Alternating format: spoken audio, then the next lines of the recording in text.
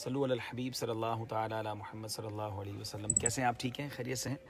इस वक्त हम एक बार फिर ट्रेन में, शायद ज़िंदगी में पहली बार ही ऐसा हुआ होगा कि 3 रातें और 3 ट्रेनें।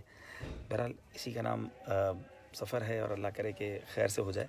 तो आज अब अल्लाह की रहमत से ज़ैनी आजमाइश का ऑडिशन ख़त्म हुआ, 24 टीमें पूरी हो गई और आज हमने 3 टीमें सेलेक्ट की, सक्खर से और एक सक्खर से और 2 बलूचिस्तान से। और अब बाबुल मदीना जाने का वक्त है। एक ज़िम्मेदारी थी जो पूरी हुई, एक बहुत बड़ा टेंशन था।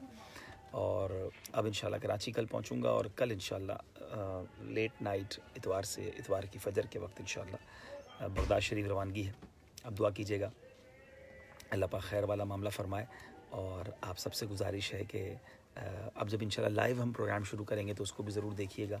मदनी मुज़ाकरे हो रहे हैं, मुझे उम्मीद है कि आप मदनी मुज़ाकरों में भी शामिल होंगे और मदनी काफ़िले में भी सफ़र करते रहिए। बड़ी रातें करीब आ रही हैं, मुबारक अय्याम करीब आ रहे हैं, तो मेरे लिए भी ज़रूर दुआ कीजिएगा। अल्लाह ताला इस मुबारक महीने की बरकतें हम सबको नसीब फरमाए। इंशाल्लाह नीयत है बगदाद शरीफ से लाइव भी आऊँगा और वहाँ तसल्ली से आपसे बात भी करूँगा, आपके मैसेजेस भी पढ़ूँगा। अभी बहुत थका हुआ हूँ तो मैं आपके बहुत सारे मैसेज आ रहे हैं, जवाब नहीं दे पाऊँगा। आप सबको वालेकुम अस्सलाम और आप सबकी मोहब्बतों का शुक्रिया। ये दुआ कीजिएगा कि सफ़र खैर से पूरा हो और खैर से गौस पाक की बारगाह में हाज़िरी भी नसीब हो। फ़ी अमानिल्लाह। अस्सलामु अलैकुम व रहमतुल्लाहि व बरकातुहू।